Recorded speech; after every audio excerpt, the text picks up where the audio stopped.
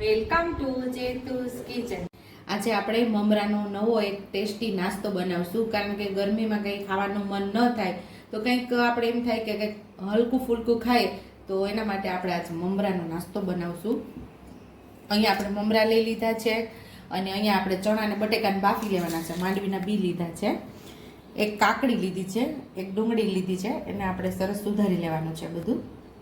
તો આપણે મમરાનો નવો નાસ્તો બનાવવા માટે અહીંયા આપણે મમરા લીધા છે, કારણ કે ઉનાળામાં ગરમી થતી હોય તો કંઈક અલગ જ ખાવાનું મન થાય, હલકું ફૂલકું, તો એના માટે આપણે અહીંયા મમરા લઈ લીધા છે અને અહીંયા ચણા અને બટેકા બાફી લઈશું। અહીંયા આપણે માંડવીના બી લીધા છે, એક કાકડી લીધી છે, એક ડુંગળી, એક ટમેટું, બાકી રેગ્યુલર મસાલાની અંદરથી આપણે મસાલાનો ઉપયોગ કરી અને ટેસ્ટી એવો આપણે મમરાનો નાસ્તો આજે તૈયાર કરશું। પહેલાં ચણા અને બટેકાને બાફી લેવાના છે આપણે। તો અહીંયા આપણે કુકરને ગેસ ઉપર રાખી અને બાફવા મૂકી દીધા છે ચણા અને બટેકાને। અહીંયા આપણે હવે કાકડી અને ડુંગળી અને ટમેટાને ઝીણું ઝીણું આપણે સુધારી લેવાનું છે।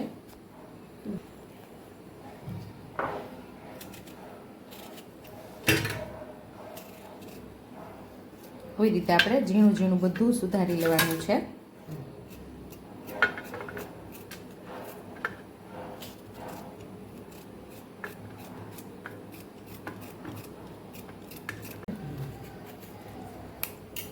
હવે આપણે ટમેટાને પણ સેમ એ જ રીતે આપણે ઝીણું ઝીણું સુધારી લેવાનું છે।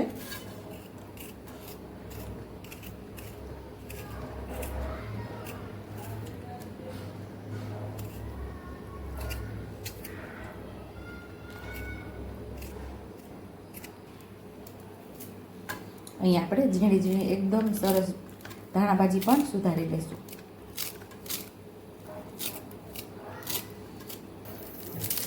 ડુંગળી પણ આપણે સુધારી લઈશું।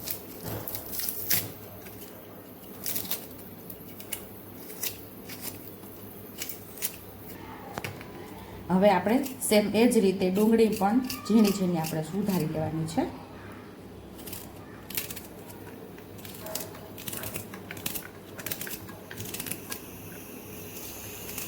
સાઈડ ઉપર આપણા ચણા અને બટેકા પણ બફાવા લાગ્યા છે। અહીંયા આપણે દાડમ પણ ફોલી લીધું છે, એને આપણે સાઈડ ઉપર રાખી દઈએ। આ છે આંબલી, ગોળ અને ખજૂરની ખાટી મીઠી ચટણી છે, આ આપણી ગ્રીન ચટણી છે।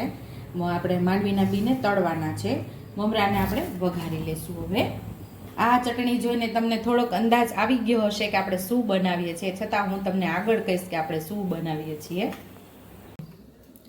તો હવે આપણે જે મમરા છે એનો વઘાર કરશું ને માંડવીના બી એટલે જે માંડવીના દાણા લીધા છે એને આપણે તળી લેવાના છે। તો અહીં આપણું તેલ મસ્ત એવું ગરમ થઈ ગયું છે, ઉપર આપણે દાણા ઉમેરીને તળી લેશું।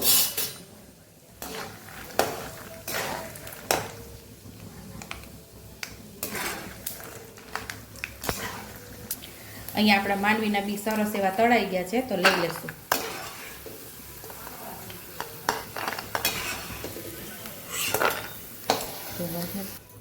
થોડું આપણે જીરું ઉમેરશું, હળદર ઉમેરશું, હિંગ, હવે આપણે મમરા ઉમેરી દઈશું।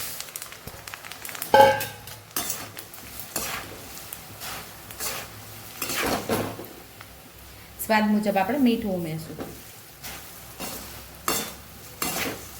મમરા એકદમ સરસ ક્રિસ્પી થાય ત્યાં સુધી આપણે એને શેકી લેવાના છે। આપણા મમરા મસ્ત એવા શેકાઈ ગયા છે, જો હાથેથી ટચ કરીએ તો એકદમ સરસ ભૂકો થઈ જાય અને એકદમ સરસ ક્રિસ્પી અવાજ આવે છે। તો આપણા મમરા સરસ શેકાઈ ગયા છે, તો હવે આપણે ગેસ ઉપરથી નીચે લઈ લઈશું।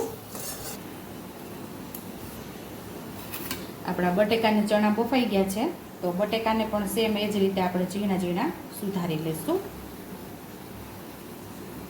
નાની નાની કટકી કરી લેવાની બટેકાને। તમે છૂંદો પણ કરી શકો છો, એવું નથી સુધારવા જરૂરી છે, છૂંદો પણ કરી શકો છો।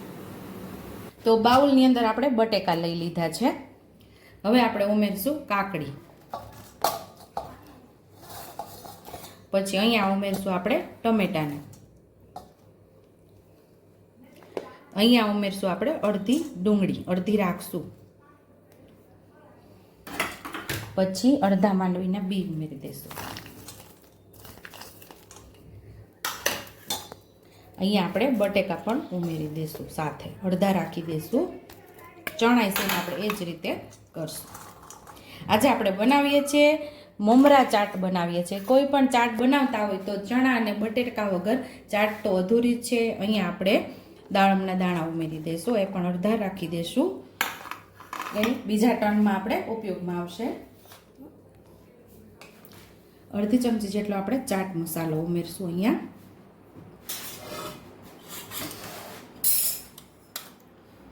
અડધી ચમચી ધાણા જીરું પાવડર ઉમેરશું. અડધી ચમચી જેટલું લાલ મરચું પાવડર ઉમેરશું. તીખું તમને ફાવે એ મુજબ. બાળકો માટે બનાવતા હોય તો લાલ મરચું ન ઉમેરો તો ચાલે. અહીંયા આપણે ગ્રીન ચટણી ઉમેરીશું. આ ગ્રીન ચટણીની રેસીપી આપણી ચેનલ ઉપર તમને મળી જશે. 1 ચમચી જેટલી આપણે ગ્રીન ચટણી ઉમેરી છે.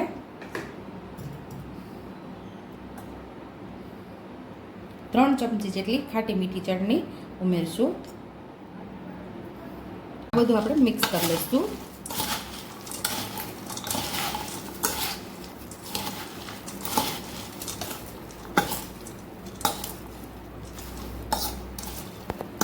ઉપરથી થોડું ગાર્નિશમાં હવે આપણે લીલા ધાણા ઉમેરી દઈશું.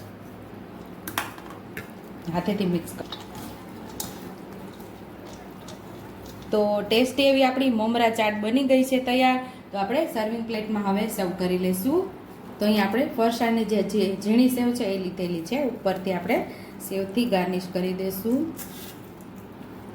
તો અહીંયા આપણી ચટપટી એવી મમરા ચાટ તૈયાર છે. ઉપરથી લીલા ધાણા પણ ગાર્નિશ કરી દઈશું.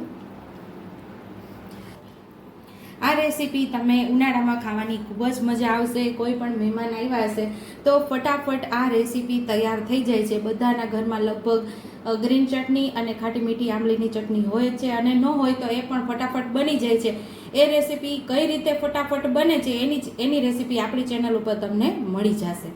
સુપર ટેસ્ટી એવી ચટપટી મમરાની ચાટ તૈયાર છે. જો તમને મારી રેસીપી પસંદ આવી હોય તો મારી રેસીપીને લાઈક કરજો, શેર કરજો, સબસ્ક્રાઈબ કરજો, બેલ આઇકોનને દબાવતા ભૂલતા નહીં, અને કમેન્ટ બોક્સમાં કમેન્ટ કરજો કે મારી રેસીપી કેવી લાગી. તો આવજો.